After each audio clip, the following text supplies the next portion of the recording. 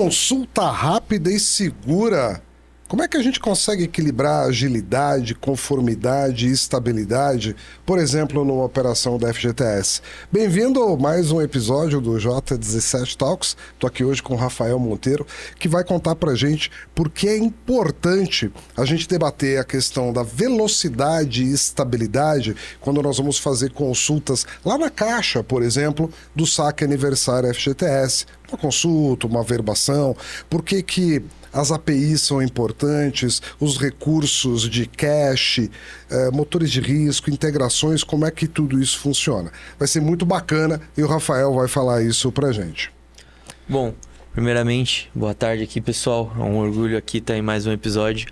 Pessoal, eu acho que consulta é um grande gargalo do FGTS. E vou aproveitar e falar que esse tipo de consulta no novo produto consignado privado também vai ter muito segredinho aqui para a gente estar estruturando uma consulta. A gente sabe que essa venda do Corban na ponta, no final do dia, é uma pessoa no telefone e que quem quer ficar mais de 3 minutos no telefone, 1 minuto, 2 minutos para resolver o teu problema? Ninguém. Então a consulta tem que ter uma resposta rápida. Tem diversas estratégias dentro da bancarizadora para estar te fornecendo uma consulta rápida. Aqui tem muito segredo, tá? Tem muito segredo do porquê uma casa tem uma consulta engargalada, a falta de gestão dos players lá dentro, falta de questão de tecnologia, de cache, de maneira como você orquestra aquilo. No produto novo, quando a gente fala de consignado privado, que também vai ter bastante questão com relação à consulta, hoje ainda se vê pouco porque o produto está muito imaturo, é um produto que está chegando agora no mercado. Mas a partir do momento que você vai ter no consignado privado que fazer 2 tipos de consulta, né? Ou seja, você vai ter que saber se aquela empresa ela está apta ou se ela entra no motor de crédito, no roteiro ali de pagamento, e do tomador também. Tudo bem, você pode filtrar a empresa e operar só com empresas já filtradas, já é um ganho teu. Mas o tomador não é um consignado padrão que é tão fácil de aprovar. Ou seja, o FGTS é a operação mais simples de se pagar. Ou seja, você provou que o tomador é o cara, você não precisa passar numa mesa de crédito, analisar o lerite, uma série de coisas que você tem, por exemplo, no SIAP, eventualmente no INSS, consignado de governos, prefeituras, operações de cartão. Então, ele é a operação mais simples de ser paga, mas com mais gargalos de consulta, principalmente por uma limitação da própria Caixa.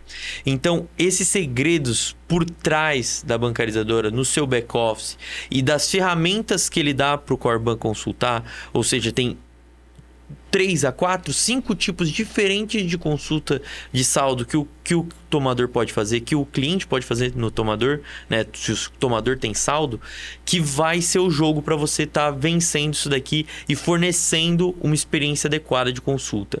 A mesma coisa vai se dar no consignado privado. Quem que vai conseguir fazer um motor que atenda aos roteiros com as regras das assets, dos fundos, dos bancos? Quem que vai conseguir fazer esse motor consultar todos os critérios de maneira rápida?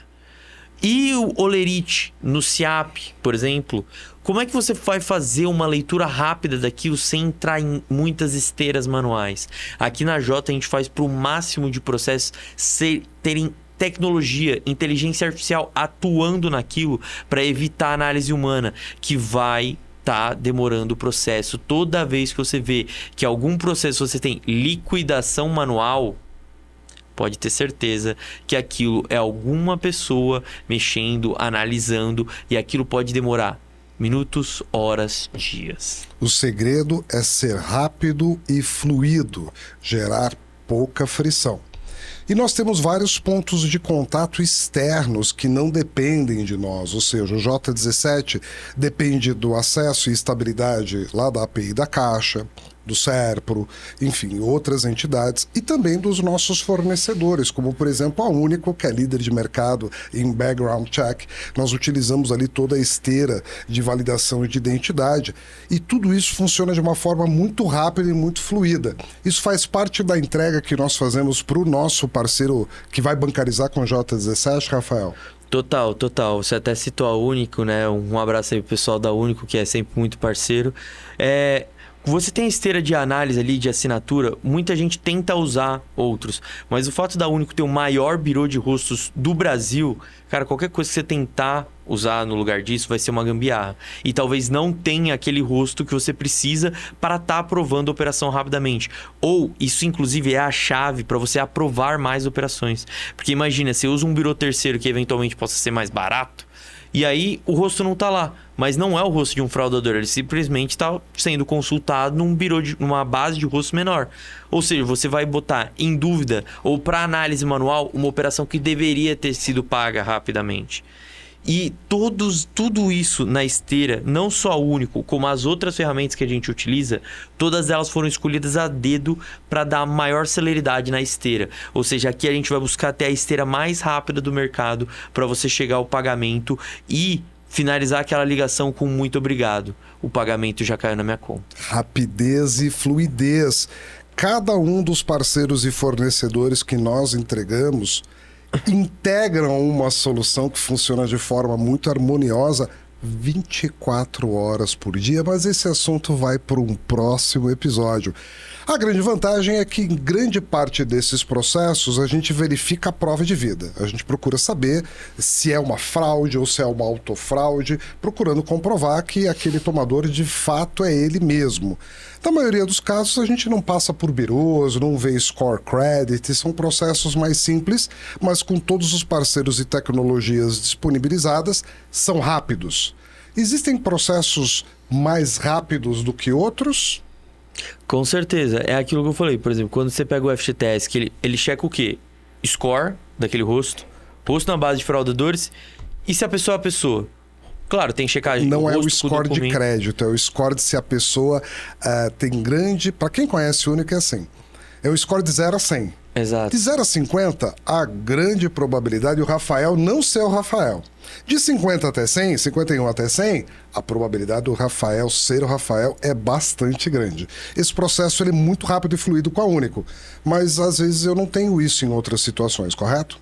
Correto, porque, por exemplo, se você for falar de uma operação de SIAP, beleza, o cara pode ser o cara pode ter um rosto de não ser fraudador, mas você vai olhar o Olerite e, putz, tem alguma coisa ali que é eventual, que vai tá bagunçando a margem dele. E quando você tem esse tipo de coisa, putz, aquela operação não poderia estar passando com aquele valor que ela está passando. Ela teria que ser revisada. Esse é o tipo de coisa que já estamos falando de agilidade da mesa aqui, né? Então, assim, você ter boas ferramentas para analisar isso.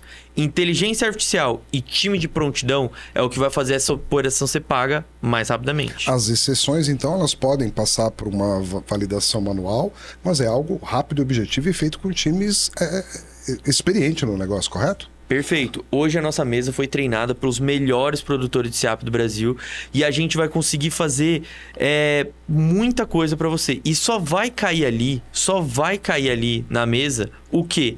Putz, aquela operação que não passou na IA, não passou no coisa, tipo assim, teve uma série de alertas amarelos, mas que ainda pode chegar a pagamento, porque o ideal é a gente pagar o máximo de operações, mas não vamos pagar fraude.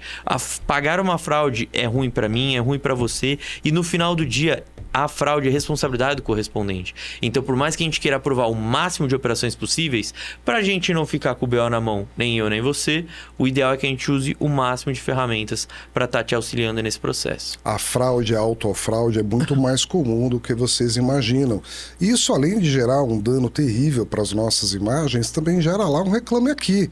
Então, vai o consumidor não muito satisfeito pela fraude ou pela autofraude, pode ir lá no seu reclame aqui, no nosso reclame aqui, e a gente quer evitar isso. Excelente, aprendemos mais um monte de coisa que hoje estamos sabendo como funcionam o processo de consulta junto da Caixa e determinados outros órgãos. Rafael, muito obrigado pela sua participação. Valeu, Zé. Nos vemos no próximo episódio. Obrigado, pessoal. Um abraço. Até, tchau, tchau.